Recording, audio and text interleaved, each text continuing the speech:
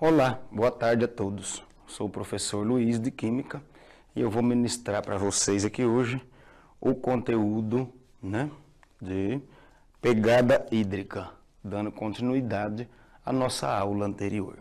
Está certo? Muito bem. Nós vamos aqui hoje ver o aprofundamento, que diz que determina qual é o meu papel no desenvolvimento sustentável, pertencente à unidade curricular Água e Energia e ao componente curricular Água Solvente Universal. Nós vamos explorar a habilidade EM-IF-CNT-02, que é levantar e testar hipóteses sobre variáveis que interferem na dinâmica de fenômenos da natureza e de processos tecnológicos com ou sem o uso de dispositivos e aplicativos digitais, utilizando procedimentos e linguagens adequados à investigação científica. Tá certo? Então, nosso objetivo hoje é observar e estudar o conceito de equilíbrio iônico, o conceito de potencial hidrogênio iônico ou de pH, certo? E o conceito de pH e a análise físico-química das amostras de água. Muito bem, então anotem as suas observações em seu diário de bordo. Isso é fundamental para que vocês possam, então, efetivamente manter o seu aprendizado em dia. Portanto, façam as suas anotações ali no diário de bordo. Muito bem. Então, análise físico-química. Então, a análise físico-química trata-se de um processo utilizado para determinar as propriedades físicas e químicas de uma amostra de qualquer substância que seja desconhecida. Então, quando nós falamos, em um processo de análise, nós estamos falando de um procedimento analítico que tem como objetivo determinar propriedades físico-químicas de uma amostra que nós desconhecemos. Nós não sabemos, o que existe ali naquela amostra. Então, é por isso que nós vamos utilizar uma marcha analítica, que nada mais é do que um conjunto de procedimentos, para que nós possamos, então, descobrir quais são os compostos que estão presentes ali naquele tipo de amostra que veio até nós, tá bom? Muito bem. Então, quais são essas propriedades aqui que nós vamos, em primeiro, levar em consideração antes de nós iniciarmos o processo? Nós vamos observar cor, aspecto, odor e sabor. Vale salientar que propriedades organolépticas, como odor e sabor, dependem do tipo de situação que nós estamos lidando, certo? Porque tem coisas que são tóxicas e nós não podemos, ver odor e sabor como característica organoléptica para um processo de marcha analítica físico-química, tá bom? Muito bem. Então, aqui nós temos uma tabela de marcha analítica, tá certo? Nessa tabela de marcha analítica, o que vai acontecer com essa tabela aqui? Ela serve de parâmetros para que nós possamos, então, determinar a pureza da água e se ela deve ou não ser devidamente consumida, se ela pode ou não ser consumida, se ela está devidamente potável para que ela possa ser consumida. Então, aqui nós temos alguns padrões e quando uma amostra de água for retirada para que nós possamos fazer uma análise físico-química, o que vai acontecer? Nós vamos pegar os resultados obtidos na marcha analítica. Pegaremos os resultados obtidos e vamos comparar com essa tabela que tem aqui, São valores permitidos pela resolução 20 CONAMA, de 18 de 6 de 1986. Então, nós temos todo um parâmetro estabelecido para que a água, então, venha estar dentro desses parâmetros, para que ela possa ser considerada potável, ou boa ou não, para que esse consumo aconteça. Então, falando ainda a respeito, do processo de análise físico-química, nós temos que levar em consideração duas coisas muito importantes. Quando nós falamos de análise físico-química, nós temos que entender que existem dois tipos de processos analíticos. Nós temos o processo analítico qualitativo e o processo analítico quantitativo. Então, quando a gente fala de processo analítico qualitativo, eu ainda não sei o que é. Eu quero descobrir o que tem ali, o que existe, que composto que está presente ali naquela amostra. Então, o processo analítico qualitativo, ele tem como objetivo a identificação da amostra, saber o que está acontecendo ali naquela amostra, o que tem ali dentro. Depois que nós descobrimos o que é e o que está presente, nós passamos para uma segunda fase, que é o processo analítico quantitativo. Então, no procedimento analítico quantitativo, nós vamos descobrir quanto tem. Então, eu tenho uma amostra de água, e nessa amostra de água, vamos supor que eu tenho ferro, a presença de íons de ferro, né? Eu já sei ter ali, porque isso vai me dar uma coloração avermelhada, dependendo do reagente que eu colocar. Mas aí depois eu quero saber quanto de ferro que tem. Será que essa quantidade que tem é adequada para continuar considerando, né, essa água potável e própria para o consumo? Será que isso vai ser adequado? Ou a quantidade de manganês que está presente ali naquela água é suficiente para que isso aconteça? Tá certo? Então, primeiro nós temos que descobrir o que é. Depois que eu descobrir o que é, eu vou quantificar. Eu vou saber quanto tem. Porque quantidades são importantíssimas, certo? Agora, existem elementos químicos, por exemplo, que não podem estar na água nem na forma de traços, porque eles trazem uma toxicidade muito alta para a saúde humana, tá certo? Então, é por isso que a água tem que passar por todo esse processo de análise físico-química. Muito bem, vamos retomar aqui a questão do conceito de equilíbrio químico. Quando compostos químicos que reagem entre si são misturados, a transformação dos reagentes em produtos é geralmente incompleta, mesmo que o contato dure muito tempo. No início, sabemos exatamente a quantidade de concentração de reagentes que temos, né?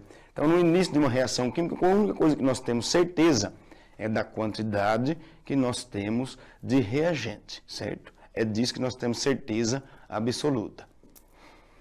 Né? Então, o que nós temos certeza absoluta é da quantidade de reagente que nós temos, certo? Depois que a reação química começa, então, a se processar, o que vai acontecer quando ela começa a se processar?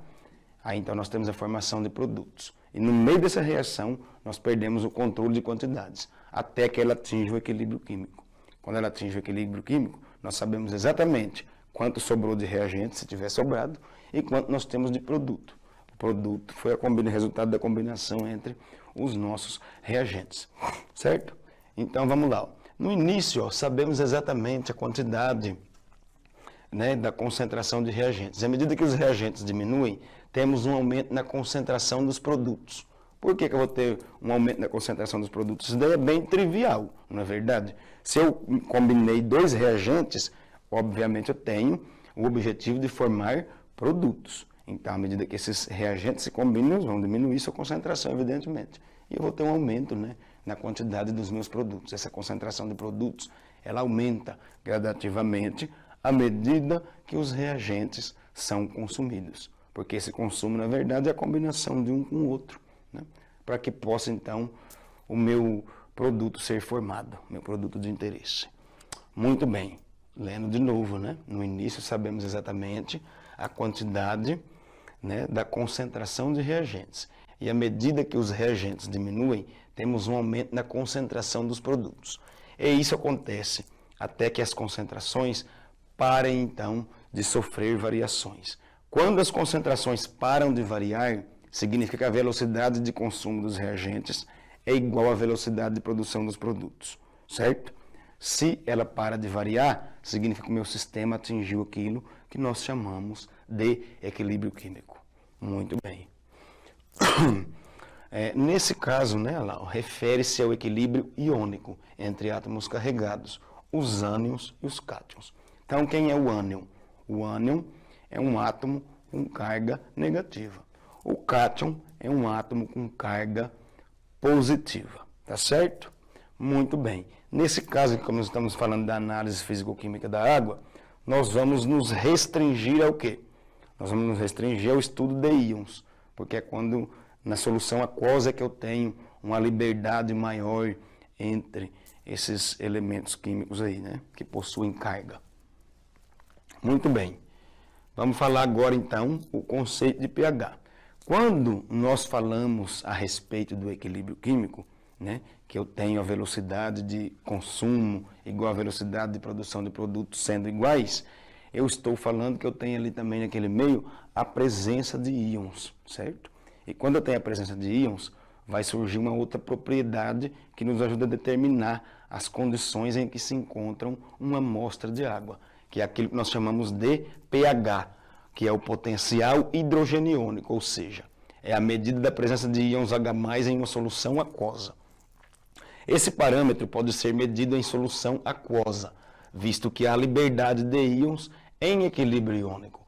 Cada íon é um átomo carregado, e isso permite que seja estabelecida uma diferença de potencial entre eles, produzindo uma corrente, que será medida por um pH-metro, né? pH-metro é um equipamento que a gente utiliza para poder realizar a medição da quantidade de íons de hidrogênio, certo? A concentração hidrogeniônica que eu tenho ali dentro da água.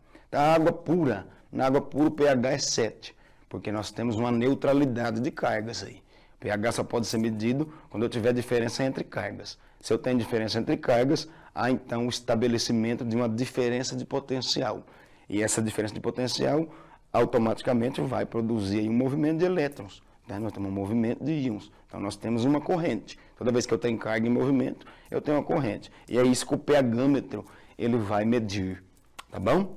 Então isso permite, né, que seja estabelecida uma diferença de potencial entre eles, produzindo uma corrente, que será medida por um pH-metro. Ou esses íons poderão ainda deslocar o equilíbrio de algum composto químico, provocando a mudança de coloração, como, por exemplo, suco de repolho roxo ou papel indicador. Então, nós temos duas formas, né, de estar fazendo a medição desse pH, desse potencial hidrogeniônico. Eu tenho um pH-metro, que é uma medição um pouco mais sofisticada, e eu tenho outros métodos, né, um pouco mais, assim, digamos, primitivos, que é a utilização de papéis especiais, que nós chamamos de papéis indicadores, ou o suco de repolho roxo.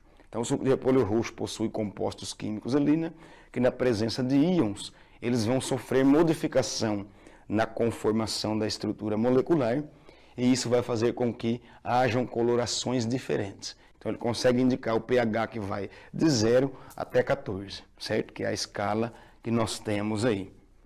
Muito bem.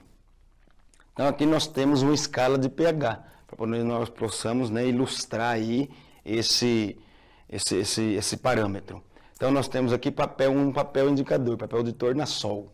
Né? Esse papel, então, ele foi mergulhado em soluções com diferentes variações de pH.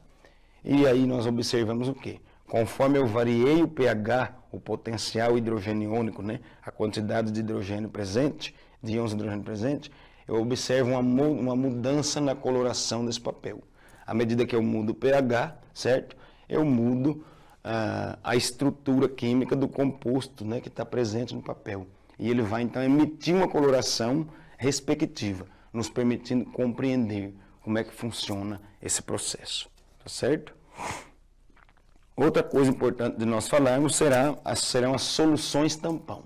Então, os tampões são aquelas soluções em que não há variação do pH, como o do sangue, por exemplo. Sua descrição se faz pelo princípio de Le Chatelier, onde temos que, se um sistema em equilíbrio, ao ser perturbado, ele então vai deslocar-se ao máximo possível, a fim de minimizar a perturbação causada. Então, na natureza, nós temos a presença de várias soluções tampões na natureza. O tampão mais importante que existe na natureza é o sangue, certo? Tem um pH em torno de 6,76, muito levemente ácido, ele precisa de ser mantido. Então, se você tomar lá um suco, uma limonada muito forte, não vai perturbar meu pH do meu sangue? Não, não vai, porque o sangue é um tampão.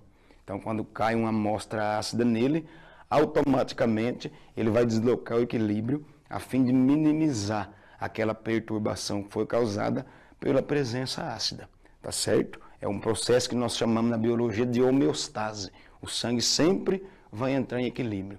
Ele é um dos tampões mais importantes. Mas nós temos vários outros tampões aí na natureza, né, que são capazes de manter uma condição de pH ótima para que algum processo natural se desenvolva. Porque cada processo natural, para ele acontecer, é necessário que nós tenhamos um pH ótimo, um pH adequado e específico para aquilo ali acontecer, certo? E aquele pH, para que ele não sofra alteração, a natureza se encarregou de criar a solução tampão. Ou seja, o tampão ele é capaz de deslocar o equilíbrio, sempre que há uma perturbação, a fim de minimizar ao máximo aquela perturbação que foi causada, tá certo? Restabelecendo sempre o equilíbrio do sistema e mantendo aquilo que é, então, necessário para o desempenho daquele trabalho. Então aqui são aquelas, né, em que não há, mais uma vez, ó, soluções tampão. São aquelas em que não há variação do pH, como o sangue, por exemplo. Sua descrição se faz pelo princípio de Le Chatelier, onde temos que se um sistema em equilíbrio, ao ser perturbado, ele desloca-se o máximo a fim de minimizar a perturbação causada. Então os tampões mais comuns que nós temos são o tampão de um ácido fraco e um sal desse mesmo ácido, o tampão de uma base fraca e um sal dessa mesma base, e o tampão de uma base forte de um ácido forte. Então, nesse primeiro caso aqui, nós temos um tampão para meios ácidos. Existem meios que precisam ser ácidos, para que algum processo aconteça ali dentro daquele meio. O segundo caso, nós temos um meio básico ou alcalino, certo? Então, se eu adicionar um ácido ali, o equilíbrio é deslocado e o pH volta a ser restabelecido. E agora, no caso de base forte e ácido forte, nós temos aquilo que nós chamamos de pH neutro, certo? Tem coisa que precisa ser mantido em 7. Então, quando eu tenho uma base forte e um ácido forte, formando uma solução tampão, significa que eu tenho um pH que ele não pode ser alterado, ele tem que ser mantido neutro sempre, tá bom? Então, tampão. Alterações de pH, elas são capazes de promover reações químicas que, na maioria das vezes, não são adequadas para um meio determinado. Então, por que é importante nós compreendermos o estudo de pH, o equilíbrio químico ligado à presença do potencial hidrogeniônico? Por que isso daí é tão importante de nós estudarmos? Porque um pH desregulado ele pode provocar uma desnaturação proteica, certo? Provocando a desnaturação proteica. O que é a desnaturação? É um processo onde uma proteína ela é capaz de perder a sua estrutura, de perder a sua conformação original. E isso faz com que ela perca também a sua função. Se ela sofrer desnaturação, ela está desestruturada. E ela vai deixar, né, de desempenhar a função original dela. E isso não é interessante para a manutenção da vida.